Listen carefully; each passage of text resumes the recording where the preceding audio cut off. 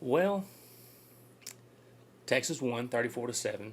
Um, that's a good ending score to have. Looks like you dominated the game, and you did. Texas did.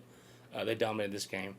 Um, Wyoming's not good. You watch this game. Wyoming's not a very good team this year. I guess I could say stick it to Andre Ware, but the Longhorns have more important things to worry about than that. First off, Boise State fans and stuff. Yeah, I had to take a shot with the James Madison thing with Virginia Tech, so that's what the whole video is about. We'll figure out whatever happens. And no, I don't really think James Madison can beat Boise. It's a joke, guys. It's a joke. That's what it's for. But talking about the game tonight against Wyoming for Texas, I think defensively we're good. We know we're good on defense. Problem is on the penalties. I think we had 18 penalties. That may have been totally for the whole team, not just on the defense. But we had a lot of penalties, and I know the one drive that stands out was in the second half after we got scored on the first drive. They had a drive that took like 9 minutes off the clock. They didn't score, but Wyoming kept moving the ball down the field, not because they were doing anything. I mean, they couldn't convert a first down their own, but we kept getting late hits, helmet to helmets, offsides, pass interference, all that kind of stuff, just helping them down the field.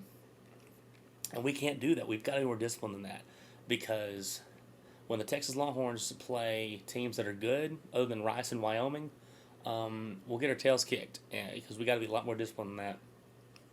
And but the main problem, but once again, the defense will take care of itself. I think all of us Longhorns fans have faith that Will Muschamp and the talent that we have will be able to take care of business.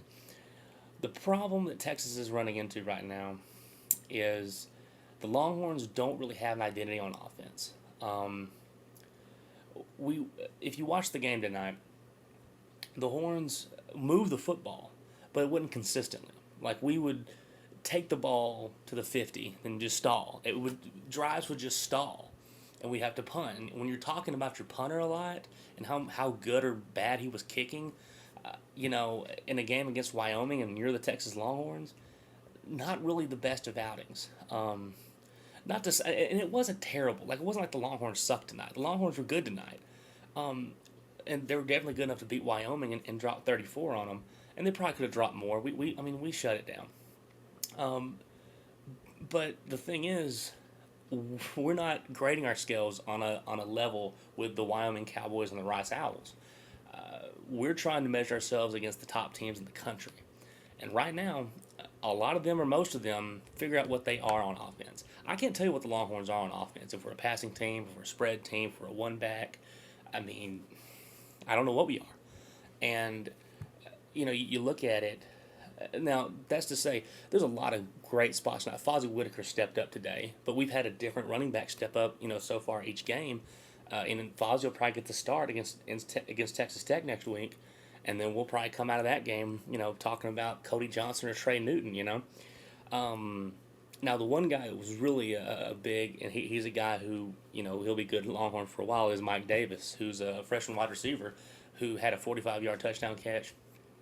He was consistent throughout. Gilbert really liked throwing to him, and he seemed to come down a lot. So Mike Davis really came through for us today. And Gilbert, I really like Gilbert's pocket presence. You can definitely tell he's played quarterback before. His pocket presence was so great against Alabama, but that was a different kind of defense. But you can definitely tell that he can definitely have an arm. He makes good decisions for the most part. But we just, I guess, we take for granted here at Texas. We even last year, the Horns, especially last year we came out kind of struggling out of the gate, but we were great on third downs. You had the most accurate passer in college football last year, and so it was 3rd and 8, 3rd and 7. It was frustrating, but we usually convert. So the Longhorns, when you watch the game tonight, the Longhorns have talent all over the place on offense. At quarterback, wideouts, offensive line, running backs, they've all got talent. But here's the problem, though. You know who else has talent? Alabama has talent. Ohio State has talent. Oregon has talent. If you want to get a little more local and a little more what the Longhorns will be facing this year, Oklahoma definitely has talent. Texas Tech has talent, and Texas A&M has talent. So we all got talent. But you know what all 6 of those teams have that the Longhorns don't have? They know what they are on offense. Okay? Texas Tech, whatever you say, whatever you want about them and A&M, they know what they are though. You know, they know exactly what they are. And Oklahoma, I even said last week was an anomaly. They were looking ahead to Florida State, and it paid off because they killed Florida State. Look like a dang video game out there with the OU. They know what they are. Texas, like I said, I don't know, and so am I worried about Texas Tech next week? Yeah, I am. I do think we're a better team than Tech, but you're going into their house.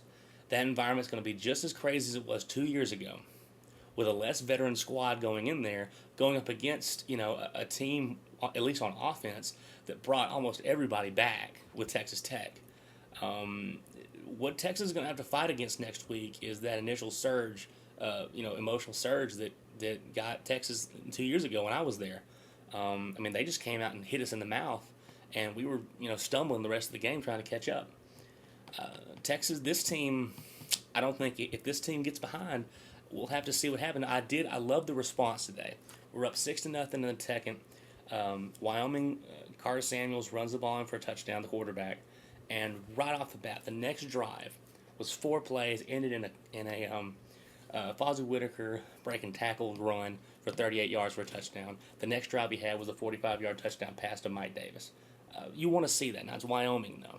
But you like that they're responding. So there's positive there. For the most part, the Longhorns are positive all around the place. But if we're going to look at this as a team that's supposed to be competing for a national championship, we're not there yet.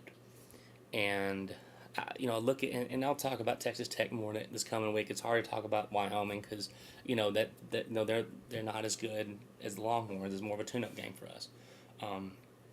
But you think right now my initial thoughts are, I wouldn't be surprised if the Horns went into Lubbock and won by 3 touchdowns or 4 touchdowns or whatever and took care of business. That being said, I also would not be surprised if Tech got us.